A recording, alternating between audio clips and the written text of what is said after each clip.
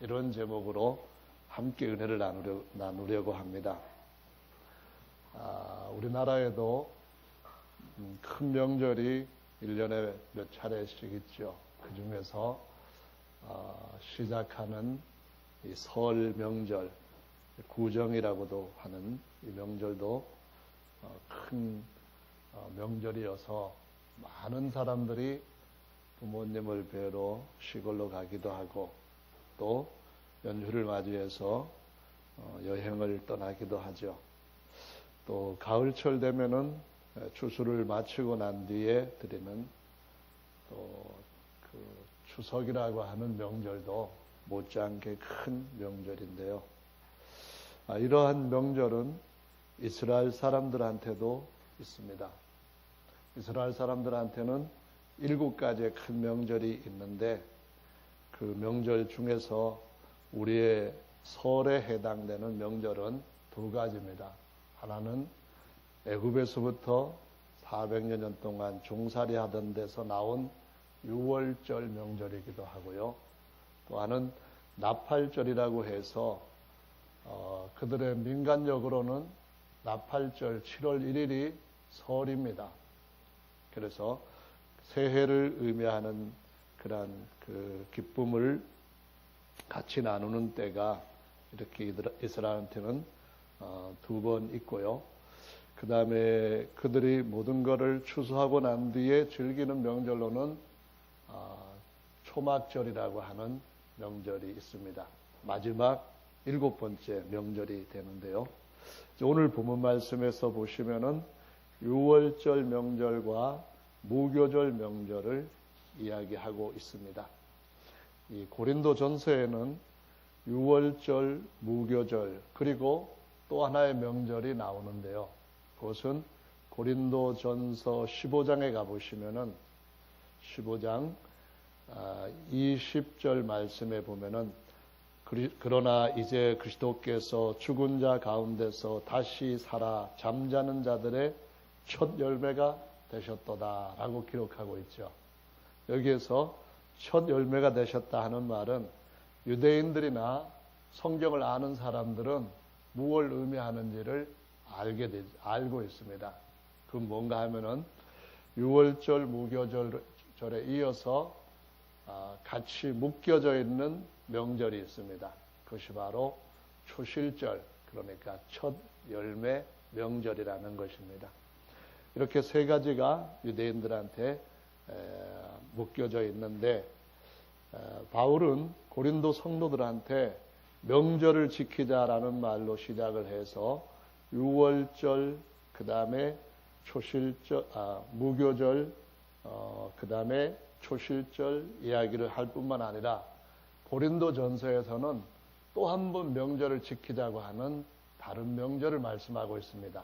근데 거기에는 어떤 명절이라고 하는 의미 같은 것들이 명확하게 붙어 있지 않기 때문에 많은 사람들은 성경을 읽으면서도 잘 모릅니다. 그것은 첫 열매가 되셨도다라는 말씀에서도 여기에 명절이라는 말이 안 붙어 있으니까 그것이 명절과 어떤 연관을 갖고 있느냐를 모르는 사람들이 많은 것처럼 주님께서 또 하나의 명절을 주셨는데 모르는 사람들이 많이 있다는 겁니다. 그 명절이 바로 고린도전서 15장에 또 이어지는 명절입니다. 15장의 말씀에 보시면은 사도 바울이 잠자는 자들의 부활을 얘기하면서 그 부활과 함께 명절을 거기에다가 연결을 시켜주고 있습니다. 그 명절이 뭐냐 하면은 바로 나팔 불 때에 지켜지게 되는 나팔절입니다. 이것이 15장 51절에 기록이 되어 있는데요. 보라, 내가 너희에게 비밀을 말하노니 우리가 다 잠잘 것이 아니요 마지막 나팔에 순식간에 호련히 다 변화하리니 나팔 소리가 나매 죽은 자들이 썩지 아니할 것으로 다시 살고 우리도 변화하리라. 이 썩을 것이 불갑을 썩지 아니할 것을 입겠고 이 죽을 것이 죽지 아니함을 입으리로다. 이 말씀이 바로 또 하나의 명절과 연결되어 있는 것입니다. 그래서 우리에게 주님께서 명절을 지키자 그럴 때는 바로 이런 명절들을 우리가 알아야만 지키잖아요. 오늘이 12월 25일인지 음력으로 1월 1일인지 모르면은 시간을 그냥 다르게 우리가 쓸 수밖에 없게 되겠죠. 그런데 명절이니까 오늘이 아니 내일이죠.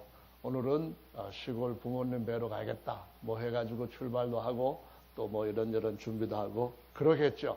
우리가 하늘의 시민권을 갖고 있는 자들이라고 말씀을 하고 있기 때문에 이 땅에서 명절을 생각하면서 하늘 명절, 하늘 시민에 대한 생각을 해야만 됩니다. 아멘.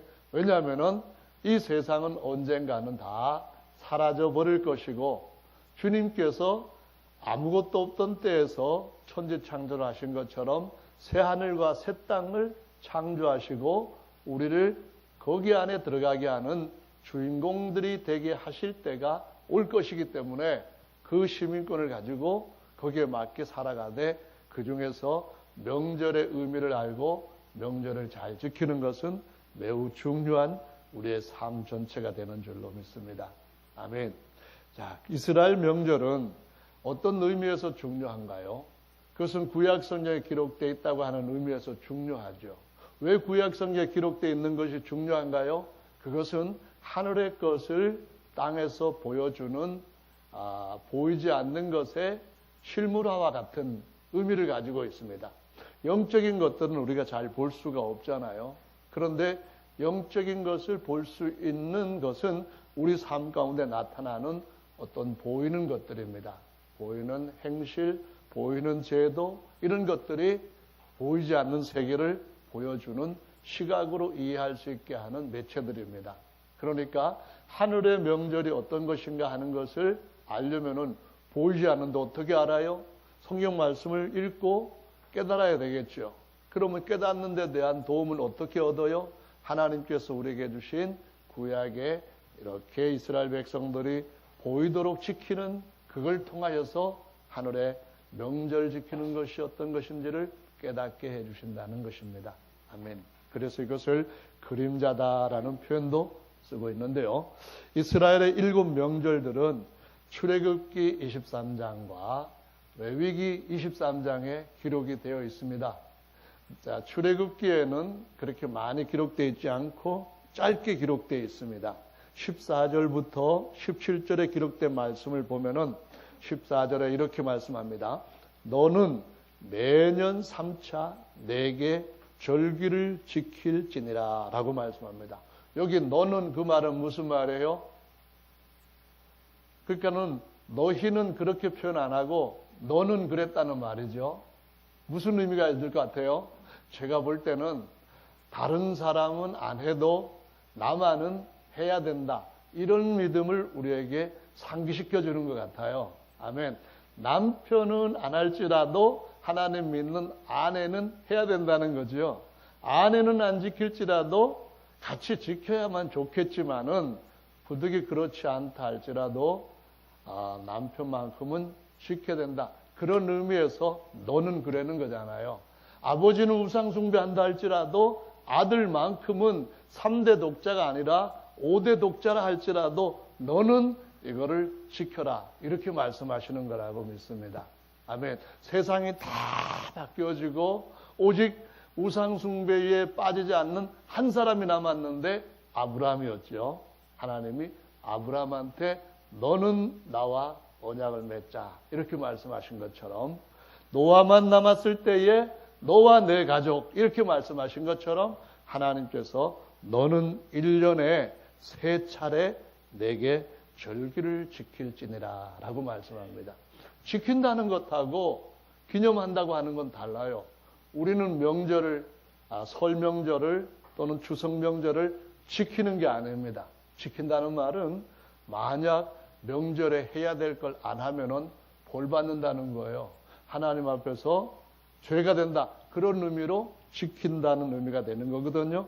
근데 여기 그러니까는 우리가 이 땅에서 한국 사람으로서 지키는 그러한 명절 그러한 절기는 없는 거예요. 사실은 명절 때 가족들과 같이 지내는 것은 즐기는 것이고 좋은 것이지만 꼭 해야 할 법은 아닌 거예요. 아멘. 그래서 어떤 사람들은 명절에 오히려 더 바쁜 사람들이 있어요. 명절에 뵙지 못하고 사는 게 너무 힘드니까 일에 매여가지고 사람들 서빙하는데, 요즘 명절에도 식당 많이 열잖아요. 그럼 식당 요새 아직까지 로봇 이용하지 않고 전부 다 언니들이 서빙하고 하는데, 그런 사람들도 다 명절이 있단 말이에요. 그러나 거기 매여서 살다가 보니까 어쩔 수 없이 사장님이든 같이 일하는 사람이든 그날 명절을 같이 즐기지 못하고 일을 하잖아요. 그래서 이런 것은 지키는 건 아니고요. 그냥 기념을 하는 겁니다. 그런데 하나님께서 주신 이 명절은 지켜야 되는 것이라고 말씀을 하시는 이유가 있습니다. 왜냐하면 그렇게 해야 우리가 빼앗기지 않기 때문에 그런 것입니다. 아멘. 우리의 건강할 때 지켜라, 그런 얘기를 요즘 사람들 꽤 하더라고요. 그 말은 무슨 말이냐면은 건강을 지키지 않으면은 빼앗기는 때가 온다는 얘기잖아요. 그래서 우리가 환경이 좋을 때에 환경을 지켜야 됩니다. 에덴 동산을 만드시고 아담과 하와에게 주시면서 너는 동산을 지켜라, 이 말씀을 하시는데 지키지 못하는 이유가 뭡니까? 그냥 다른 일에 바쁘다가 보니까 그 누릴 수 있는 것들을 빼앗기는 결과에 이르게 됐다는 거거든요. 그래서 이 명절은 왜 지켜야 되느냐 하면은 이 땅에서 주님이 우리에게 주신 너무나 놀라운 약속이 있기 때문에 빼앗기지 않으려고 지키는 것이다 라는 말씀입니다. 아멘. 안 지키나 보시면서 안 지킬 때마다 때리고 패고 차고 그러기 위해서 주신 계명이 아니라는 것을 여러분 좋으신 아버지 생각하시는 것 이상으로 하늘의 아버지는 더 좋으신 분인 줄로 믿으시기 바랍니다. 아멘. 예, 그래서 15절 말씀에 보니까 무교병의 절기를 지키라, 이런 말씀을 하셨고요.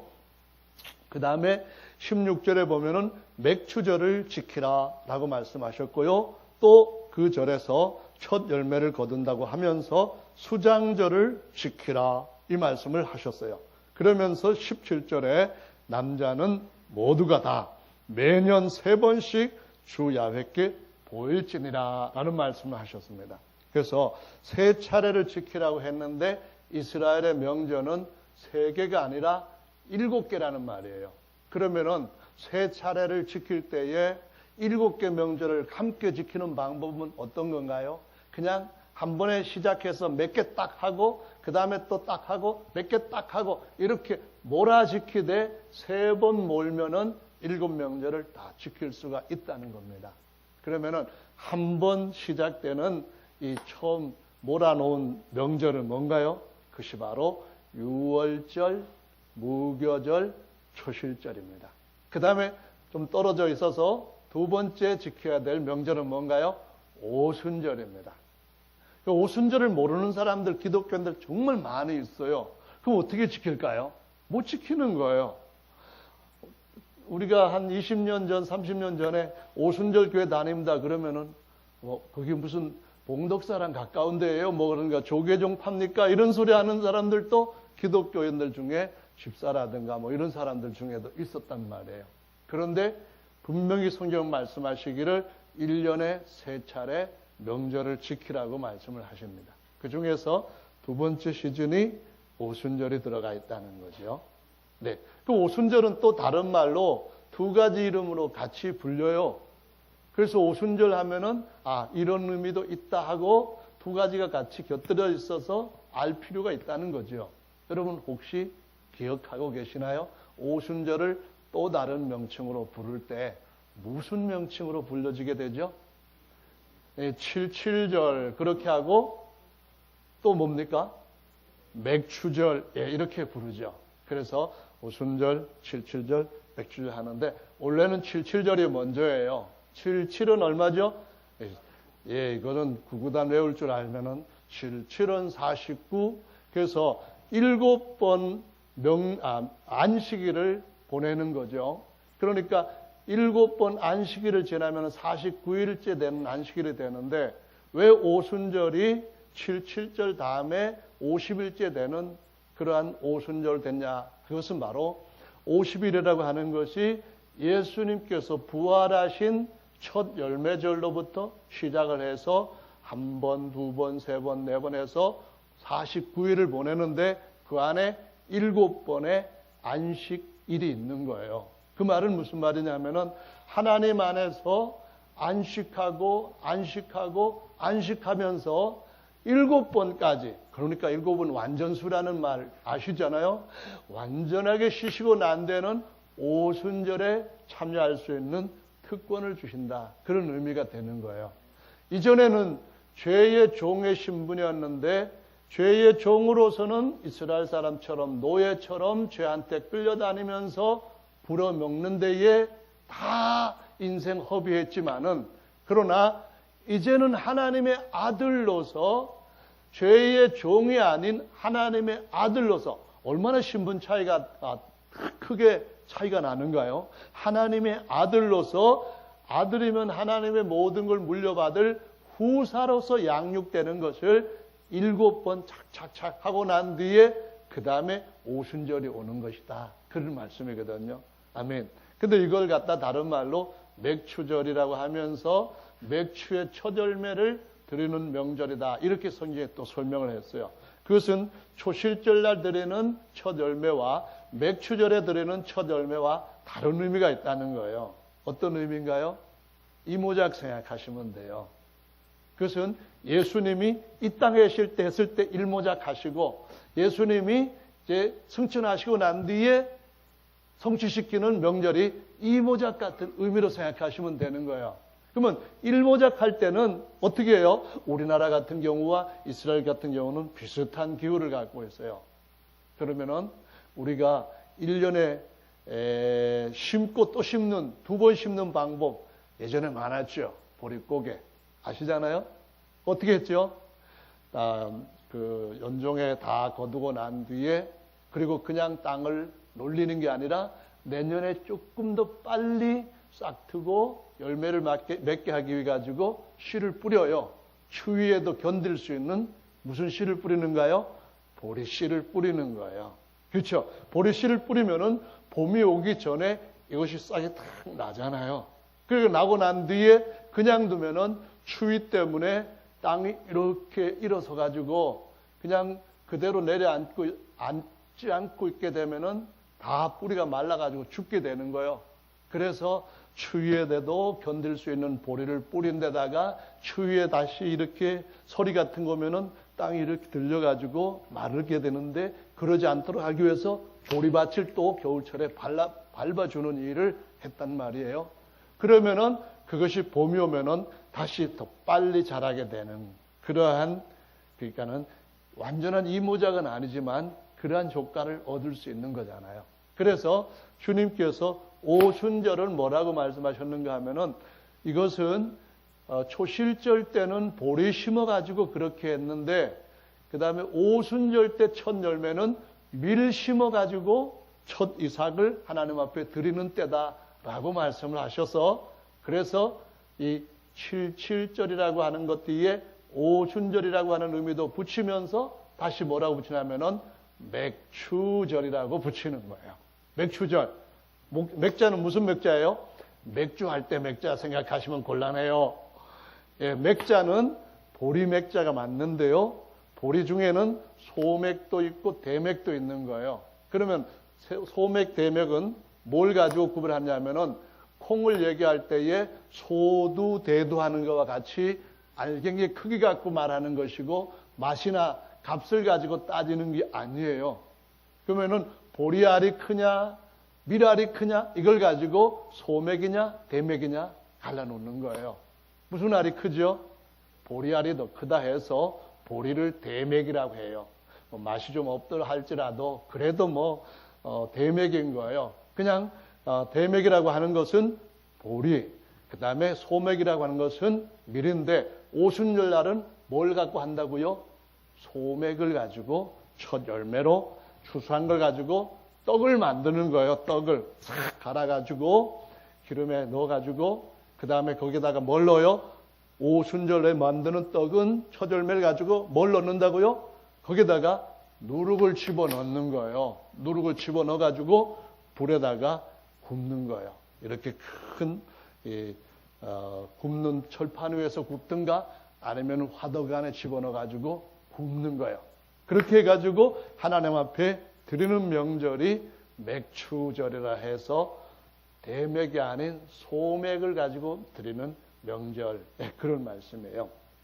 그래서 그것도 지켜야 되고 그 다음에 또 한 명절은 50일이 지나고 난데 50일 그 명절이 지나고 난데 한참 지나면은 7월 달이 오는 거예요. 이것은 유대인들이 자기들의 종교력이라든가 민간력으로 볼 때는 그 시간이 조금씩 다르게 이해되어야 되는 부분이 있어요.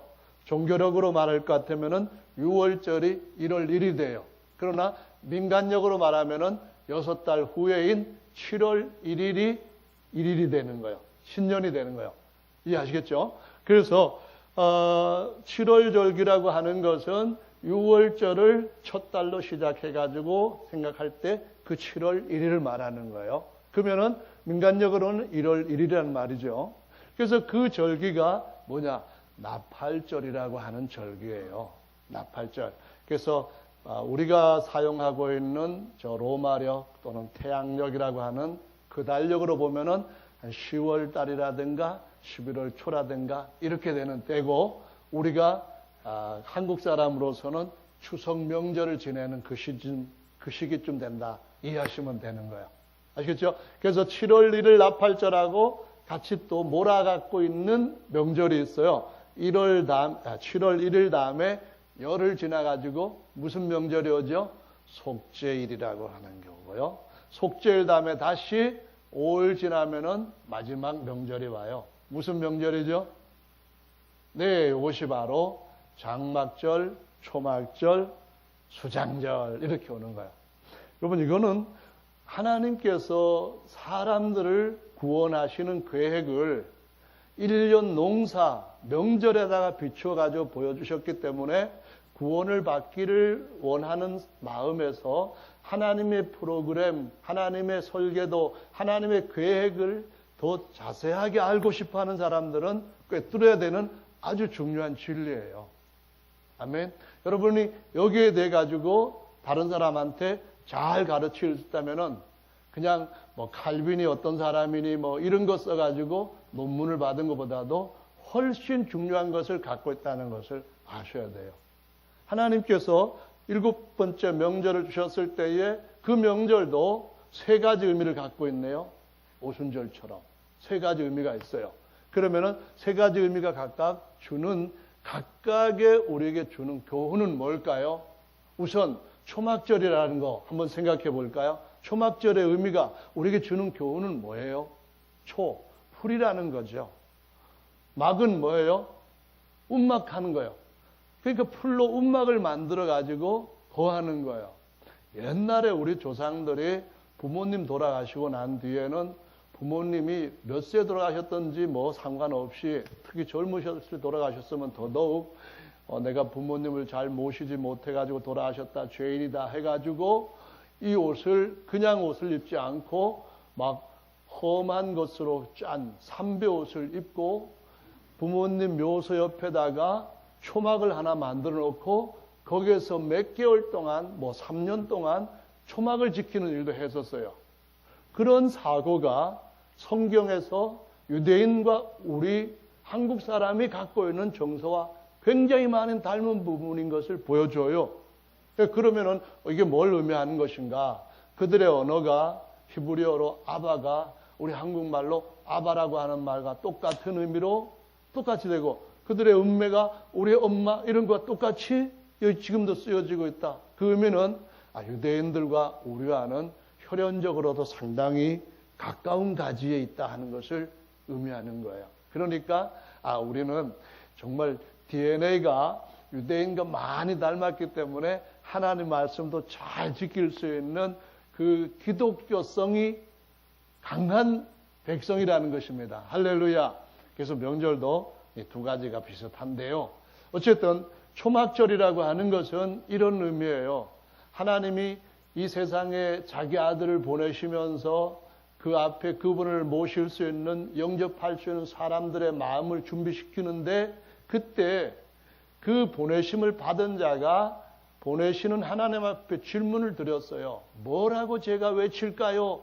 그랬더니 너는 광야에서 외치는 자의 소리다, 이 말씀을 먼저 하시면서, 광야라고 하는 것은 모든 사람들의 마음, 모든 사람들의 흙으로 지어진 육체 상태, 그거를 의미하면서 그 모든 광야에 외치는 자의 소리에서 전하라고 하는 메시지는 모든 육체는 풀이요, 이렇게 외치라는 겁니다. 모든 육체는 풀이요. 그게 무슨 뜻인가요? 우리는 시편 90편에 있는 것처럼 아침에 자라다가 저녁에는 뱀바되는 그렇게 긴 인생을 사는 존재들이 아니에요. 언젠가는 돌아가야 될 때가 오고, 또 어느 때인가는 그 주인이 계획하신 대로 한꺼번에 그냥 콤바인 집어넣어가지고 싹 베는 것처럼 사람들을 싹 벨 때도 온다는 겁니다. 그래서 모든 육체는 무슨 자기가 영원토록 살 수 있는 대단한 존재인 것처럼 오해하지 말라는 거예요. 착각하지 말라는 거예요. 모든 육체는 풀처럼 저녁이 되면은 마를 수 있으니까 그 풀에 핀 꽃 보고 괜히 혼자 좋아가지고 자랑하고 오만해지고 교만해지고 그러지 말라는 거예요. 뭐라고 말씀합니까? 모든 육체는 풀이요, 그 모든 영광은 풀의 꽃과 같으니 풀은 마르고 꽃은 떨어지되 주의 말씀만은 세세토록 있도다. 이거를 외치라고 말씀을 하셨어요. 아멘. 우리 인생은 항상 이것에 대해 가지고 알고 내 육체가 하나님 앞에서 계속 은혜를 받고 단비를 받아서 버림받은 땅처럼 되지 않게끔 하나님의 은혜 보좌 앞으로 자꾸 가려고 하는 마음을 가져야 되는 거예요. 그것이 바로 1년에 3차례씩 하나님 앞에 얼굴 보여라, 그 말씀하셨어요. 얼굴 보이지 않으면은 지키지 못하고 끊어진다는 거예요. 빼앗긴다는 거예요. 그래서 1년에 3차씩 보내야 할 때에 마지막 명절이 초막절로 끝나는 걸 볼 수 있습니다. 초막절 기분은 업되어 있는 기분이에요. 왜냐하면은 막 추수를 해서 그동안에 고생했던 거 다 잊어버리고 곳간마다 다 채워놨잖아요. 그러니까 그때 사람들의 생각에는 어떤 생각이 자리 잡기 쉬워요? 돈 많이 벌면 사람들 생각 속에 어떤 생각이 탁 들어오기 쉬워요? 이 돈이 많이 찰수록 옆에 들어오는 탐욕의 공간도 점점점 커져요. 누가복음 12장 말씀에 보면은 어떤 사람이 예수님한테 나와가지고 선생님은 정말 공의로우신 분이시니까 제 청 좀 들어주세요. 그 뭐냐 그랬더니 하는 말이, 제 형님한테 얘기하셔가지고요, 아버지 재산 좀 저하고 이렇게 공평하게 나누도록 얘기 좀 해주세요. 그러는 거예요. 그때 예수님이 너 형 정말 잘못하고 있다, 그 말씀 하시질 않고 뭐라고 말씀하셨는지 여러분 기억하세요? 기억하셔야 됩니다. 누가 언제 나를 너희의 재산 분배하는 사람으로 세웠냐, 그 말입니다. 나는 너희가 얼마만큼 부모로부터 물려받든지 그것보다 더 중요한 아버지 하나님으로부터 물려받는 것에 대해서 부유해지기를 원한다는 거예요. 그럼 너희 형은 어떻게 지금 하고 있느냐? 가르쳐 주시는데 말씀하시기를, 한 부자가 있어 한 해 풍년이 들어가지고 추수를 했는데 어디 저장할 곳이 없을 만큼 많이 거둬들였다는 거예요. 그래가지고 곡간을 더 많이 늘리고 더 많이 짓고 어떻게 했어요? 다 집어넣고 창고 딱 닫아놓고 그날 밤에 딱 누워서 이렇게 마음으로 생각했다는 겁니다. 내 영혼아, 이제는 내가 몇십 년 동안 누리며 살 수 있을 만큼 추수해서 저장해 놓았으니 내 영혼아 이제 즐겁고 편하게 살자, 그렇게 했다는 겁니다. 그때 음성이 들렸대요. 뭐라고 들렸을까요? 사람의 생명이 재산의 많고 적음에 있는 것이 아니라는 겁니다. 풀의 꽃은 어느 때든지 시들 수 있다고 하는 것을 주님이 우리에게 가르쳐 주시고 있다는 것을 알 때 비로소 하늘 시민으로서 하늘 명절을 지킬 수 있는 줄로 믿으시기 바랍니다. 다니엘 시대 때 다니엘은 나라도 망하고 포로로 끌려간 그러한 청년이었어요. 소년으로 끌려가가지고 청년이 되는 때 바벨론에서 성공할 수 있는 교육을 받았어요. 그런데 하나님께서 그 다니엘을 통하여서 모든 인류에게 가르쳐 주신 아주 중요한 해몽 사건이 일어났어요. 그게 뭔가 하면은 바벨론의 왕 느부갓네살이 공중 정원도 만들고 곳곳에 금사자상을 만들 정도로 어마어마한 부를 자랑하던 나라였는데 워낙 그 부가 찬란하다 보니까 어느 날 느부갓네살 왕이 이렇게 얘기했대요. 이 모든 부의 영광을 봐라. 이게 모두가 다 내 손으로 일궈낸 것이 아니냐. 나 정말 대단하다. 그렇게 하는데 음성이 들렸대요. 딱 들리면서부터 어떤 일이 일어났습니까?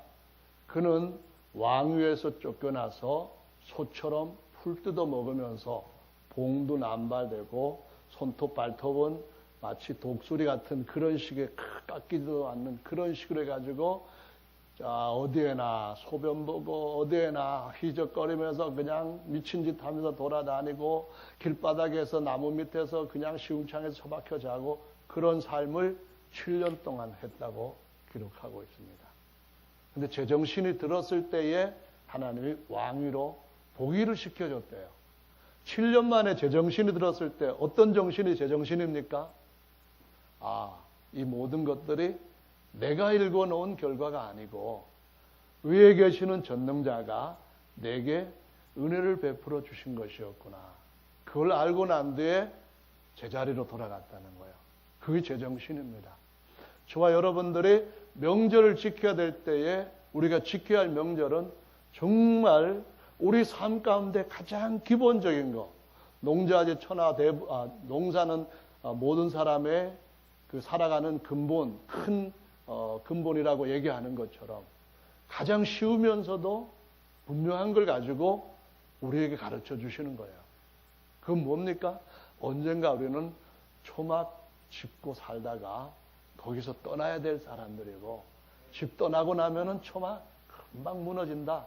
한 군데 썩어가고 있다. 그거를 알고 살아가야 되는 사람들이라는 겁니다. 이 육체 주님께서 경영하심에 맡겨가지고 버림받은 땅, 황무지 같은 땅을 헵시바와 뷸라와 같이 바꾸어 주시는 은혜를 채우는 것이 명절을 지키면서 영원히 그것을 누릴 수 있는 표준길이요 바른 길인 줄로 믿으시기 바랍니다.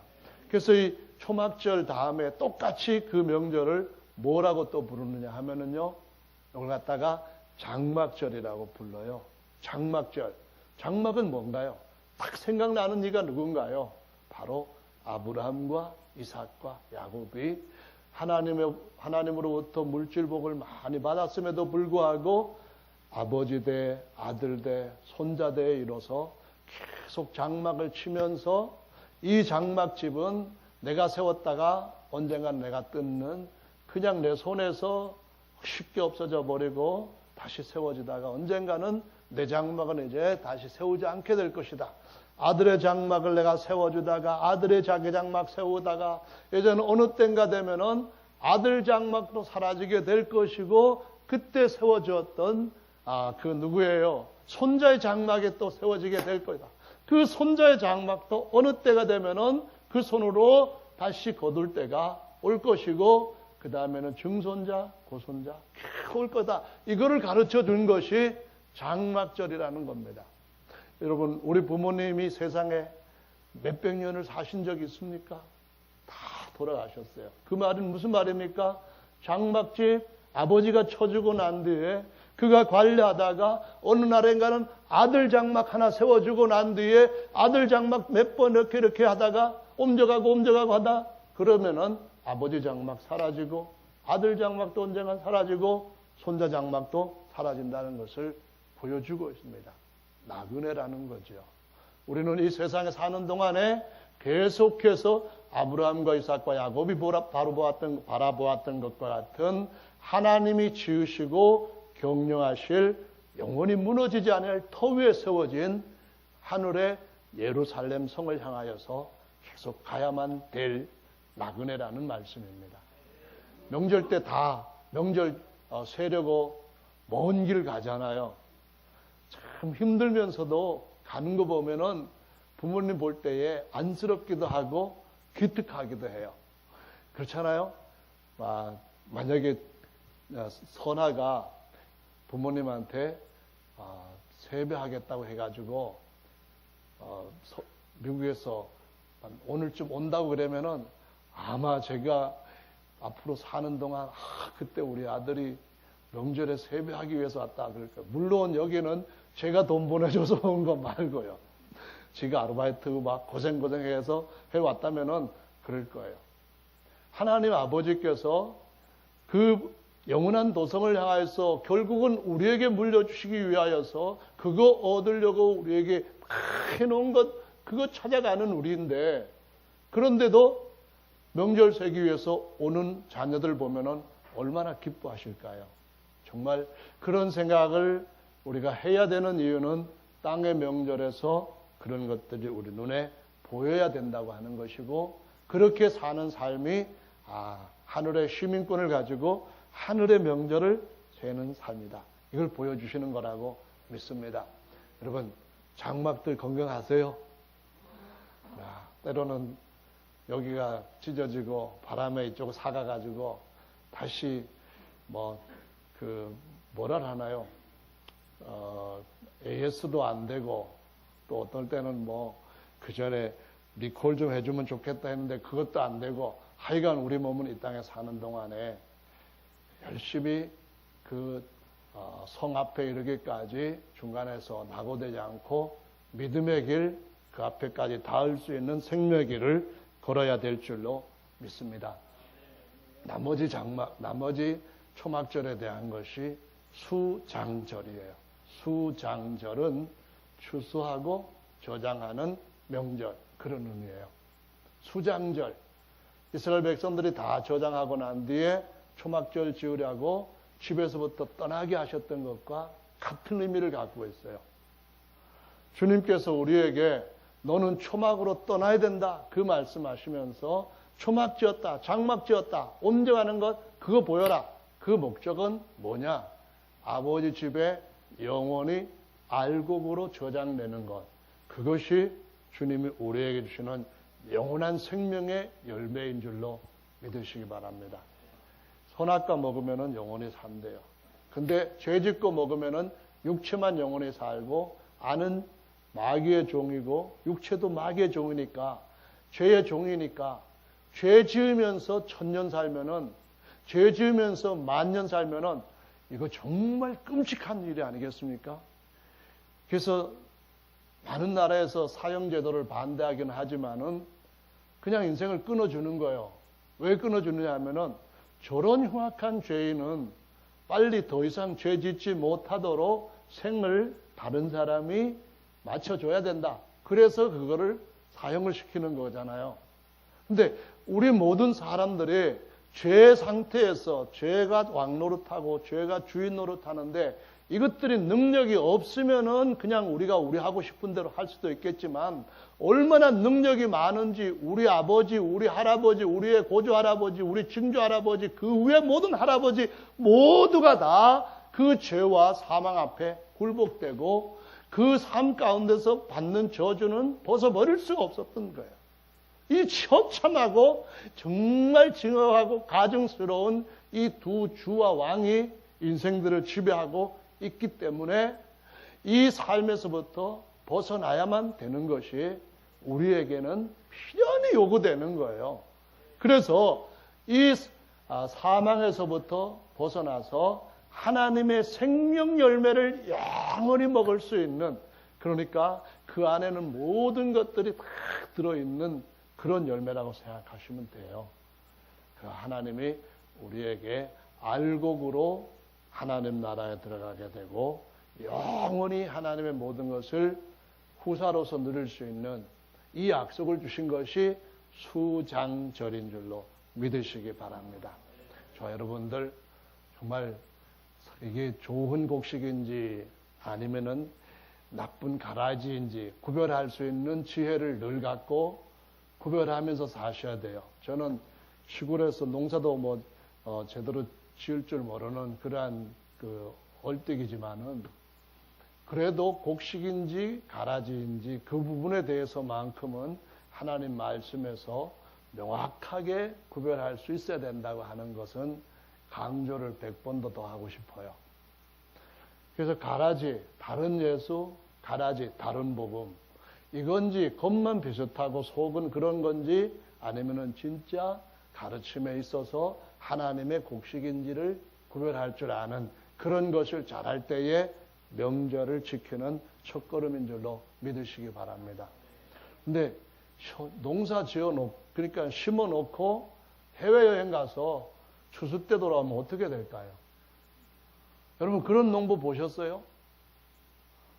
그냥 봄에 그냥 씨 뿌려놓고 그리고 1년 동안 저기 공단에 가가지고 일만 하다가 추수 때 들어와가지고 이제 열심히 추수해서 곡식 거둬야겠다. 그렇게 하면은 추수할 수 있는 가능성 여러분 알고 계셔요? 없어요. 아니 내가 곡식 심었는데 왜 알곡이 안 나오느냐? 알곡이 안 나온다고 옛날부터 그렇게 머리 좋지 않는 시골 사람들, 할아버지나 조그만 초등학생이나 다 알고 있던 거예요. 우리도 알아야만 됩니다. 어떻게 됩니까? 관리를 해야 되는 줄로 믿으시기 바랍니다. 관리를 해야 되죠. 관리하는 것이 바로 오늘 말씀에서 무교병을 먹자라고 하는 그런 의미와 같은 것입니다.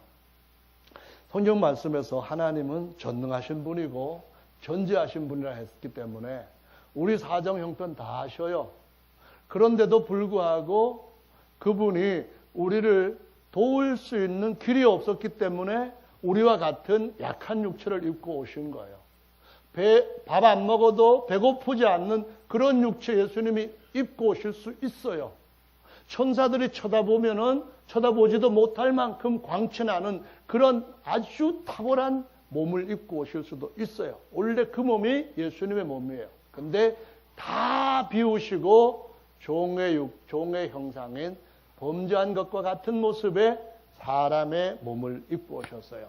죄는 없으신 분인데 그런데도 불구하고 모든 고난은 겪으셨던 것은 경험을 그분이 친히 해봐야 도울 수 있는 길, 자기 피로 살 수 있는 그런 합법적인 방법을 취할 수 있기 때문에 같은 약한 육체를 입고 오셨다. 그런 말씀이에요.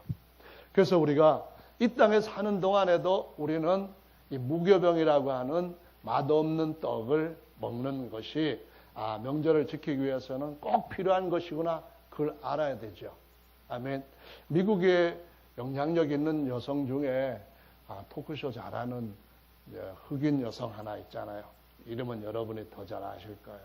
근데 어린 시절부터 참 그 사람 고생을 많이 했어요.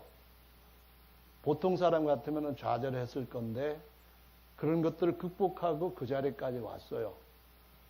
물론 제가 볼 때는 그렇게 해서 자기가 이거 내가 얼마나 대단한 사람인가, 이 모든 것이 내가 이룬 것이다, 그런 생각은 절대 안 한다고 생각하고 있어요. 왜냐하면은 그렇게 할 수 있도록 보이지 않는 손이 붙들어 주셨다는 거예요. 유대인 중에서 이번에 클린턴, 힐러리랑 맞붙어 가지고 아주 이름을 올리는 그런 사람이 있어요. 그 사람이 시장도 했다가 새롭게 대통령에 출마하게 돼가지고 그런 것도 포기하고 했다는데 우리 나이로 76이라고 해요. 근데 그 사람 어려서부터 지내왔던 그 과거를 보니까 참 힘들게 살아왔어요. 근데도 그가 대통령이 될지 안 될지는 아직은 모르지만은, 물론 하나님만 아시지만 그가 걸어왔던 인생 자체만으로도 존경을 받기 합당하다고 해서 어떤 한국에서 이민 간 사람 하나는 내가 한국 사람으로서 미국인한테 정치자금 후원금 보낸 적은 남생 처음이다. 그런 말을 했다고 하더라고요. 그게 무슨 얘기냐면은 어떤 과정에서 우리가 하나님을 잘 모르는 사람, 알지 못하는 사람이랄지라도 환난의 떡과 고생의 물을 마시고 난 뒤에는 아름다운 결정체로 모습을 드러내는 거예요. 욥기의 말씀에도 그렇잖아요. 오직 나의 가는 길을 그가 아시나니 그가 나를 단련하신 후에는 정금같이 나으리라. 시편 제일 긴 119편에도 보면은 내가 고난받는 것이 유익인데 고난받기 전에는 내 배에 지방질이 가득 끼었었는데 그리고 받고 보니까 이제는 내가 주의 걸음을 바르게 따를 수 있었다는 고백을 합니다. 그것은 우리에게 하늘 명절을 지키는 것은 주님이 우리에게 성령 침례를 통하여서 초실절에 참여하게 하고 곧바로 우리에게 성령 침례 이어서 불침례를 통하여서 우리를 정금같이 재련하시고 단련하시는 손길이라는 사실을 잊어서는 안 되는 줄로 믿으시기 바랍니다. 사실 성경 말씀에 보면은 환난의 떡과 고생의 물을 마시고 난 뒤에 얻는 복이 어떤 것인가 하는 것을 몇 군데서 아주 중요한 교훈들로 보여주시는데요. 누가복음 15장의 말씀에 보시면은 두 아들에 대한 이야기가 나오잖아요. 16장에는 부자와 나사로에 대한 더 극한 드라마 같은 얘기도 나오고요. 근데 그건 실제로 있는 사건이라고 했고요. 15장에 보면은 주님이 비유로 뭐라고 말씀하시는가 하면은 큰아들은 아버지 집에서 계속 아버지의 말씀을 잘 따랐대요. 그날도 밭에 나가서 일하고 있었어요. 그런데 둘째 아들은 아버지 유산을 다 받아가지고 멀리 소식 끊어버리고 도망가서 창기한테 다 갖다가 바쳐버리고 말아먹었대요. 털어먹고 말아먹고 그냥 남은 게 하나도 없이 돼지 키우는 데 붙어가지고 돼지 키우면서 살기는 살아야 되니까 돼지가 먹는 쥐엄열매 같이 나누어 먹으면서 돼지 일반이 우리 안에 있다면 돼지 이반으로 사는 거예요. 우리 밖에서. 돼지 섬지는 그런 돼지 사육자로. 생각해 보세요. 돼지와 같은 걸 먹으면서 돼지를 섬지는 자가 큰 자예요? 아니면은 섬짐을 받는 돼지가 큰 자예요? 여러분 그거 생각해 보셨어요? 성경 말씀은 섬짐을 받는 자가 크대요. 그러니까 돼지보다도 못한 인생을 살고 있었다는 거예요. 이것은 하나님을 알지 못하고 떠난 모든 사람을 거기다 비유한 거거든요. 거기에 바리새인 서기관들이 뭐라고 얘기하는가 하면은 예수님이 죄인과 같이 지낸다. 죄인의 친구 됐다. 그렇게 비난을 했어요. 마태복음 18장의 말씀은 17절에 하나님 말씀에서부터 떠난 범죄한 형제들을 이방인과 세리처럼 간주해라, 여겨라. 그 말씀을 하시거든요. 그러니까 탕자는 하나님 백성들 중에서 죄 지은 사람은 물론이고 하나님께로 돌아오지 않고 지금도 돼지 쥐엄 열매로 먹고 있는 모든 사람들, 그 사람이 뭘 아주 5성 뷔페, 그 호텔 뷔페에서 먹든 어떠든 간에 상관없이 하나님 보실 때에 그 곡식이 하늘 곳간에 들어갈 수 있는 곡식인지 아닌지를 보시고 그걸 먹는지 안 먹는지를 보시고 그 명절에 참여하는지 안 하는지를 보시고서 영적 눈을 가지고 이 말씀을 이해하시라는 거예요. 아멘. 그런데 탕자가 어떻게 했어요? 더 이상 나 이런 삶 싫다. 집에 가서 종노릇을 할지라도 종도 이거보다는 훨씬 더 행복한데 나 아들로서 이렇게 살 수는 없다고 종의 하나로 여겨달라고 돌아간대요. 그랬을 때 아버지가 어떻게 했어요? 유대인들이 발바닥을 보이는 것은 정말 얼굴에 침 뱉는 것처럼 추치인데도 불구하고 맨발로 뛰어나와서 아들을 안고 죽었다가 다시 살아온 놈이다 하면서 종들에게 뭐라고 했어요? 빨리 물 데워라. 씻기고 헌옷 다 벗고 난 자리에다가 새 옷 입혀주고 그 다음에 살찐 송아지를 잡아라. 이렇게 명령을 했대요. 아니 큰아들이 밖에 일하다가 돌아보니까 집에서 잔치 소리가 난 거예요. 무슨 내 색시라도 데려왔나 해가지고 와봤더니 다 말아먹고 들어온 아들 동생놈한테 자기는 한 번도 먹어보지도 못했던 살찐 송아지 잡아가지고 전부 다 준비해서 잔치를 하겠다는 거예요. 화가 났지요. 거기에서 우리가 알 수 있는 것이 뭔가요? 그 말씀을 잘 지켰던 사람들은 하나님의 손민으로 아브라함 때부터 예수님 때까지 믿음 안에서 율법의 의를 얻었던 사람들을 가리키고 있어요. 그들이 하나님 말씀을 잘 순종했지만은 한 번도 먹어보지 못한 음식이 있어요. 하나님이 하늘의 명절에 참여하는 사람들에게만 먹게 하시는 살찐 송아지 음식이 있어요. 그게 뭐냐면은 예수 그리스도의 살과 피를 먹는 유월절양, 그 주님을 믿고 끝까지 불침례를 따라서 살아가는 이 환난의 떡과 고생의 성령의 생수를 먹는 삶이 그 명절을 지키는 바로 하나님 아버지께서 유대인들한테는 주지도 아니하셨던 신령한 새로운 떡이요 음료인 줄로 믿으시기 바랍니다.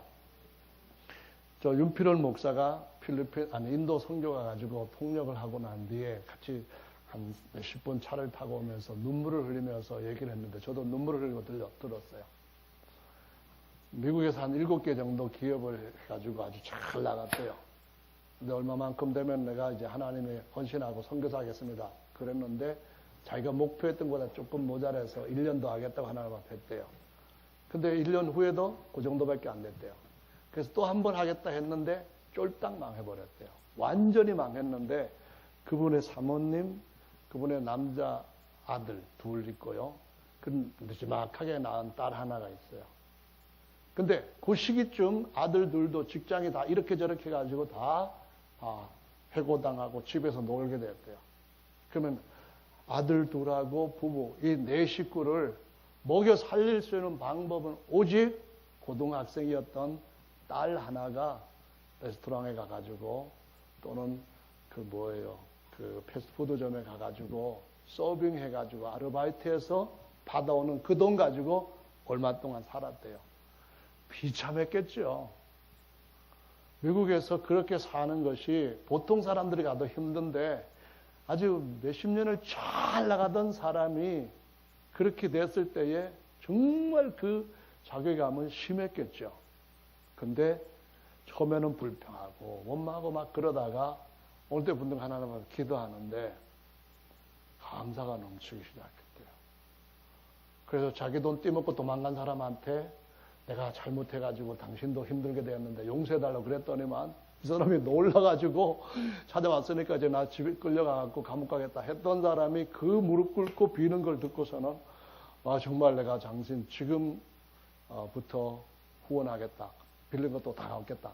이렇게 나와가지고 지금까지 후원자로 고정 후원자가 됐는데요. 그때 이 양반이 저한테 한 얘기가 내가 요한복음 2장에 포도주에 대한 것을 사람들한테 그러니까는 그 청년 때부터 영어로도 설교하고 가르치기도 하고 지금까지 몇십 년 동안 그렇게 왔는데 나중에 나온 포도주가 처음 나온 포도주보다도 맛있다고 했는데 정말 그건 그냥 말씀에서 그런 것이다 그렇게 생각했고 구약보다 신약이 더 낫다 그런 쪽으로 생각했지만은 새로운 것을 체험한 것은 그때였다 그런 얘기를 하면서 자기가 잘 나갈 때에 그때 경험했던 그 포도주 어딜 가든지 그냥 필요하다고 하면은 선뜻 선조비를 막 주면서 하나님 이렇게 잘해주셨고 또 더 줄 겁니다. 그렇게 할 때 느꼈던 포도주 맛하고 완전히 바닥에 나가지고 진짜 아무것도 나한테는 없지만은 이제는 내가 하나님을 다시 합니다. 예수님만이 정말 모든 진짜 내 전부라는 것을 알겠습니다. 다른 것은 다 풀과 같고 풀의 꽃과 같은데 이제는 주님을 좀 더 알겠습니다. 그때 느꼈던 그 마음, 그것이 새롭게 느끼는 진짜 포도주였다. 진짜 자기는 그랬다는 거예요. 그래서 저는 아직 그런 포도주 맛은 좀 못 봤지만은 분명한 것은 이것입니다.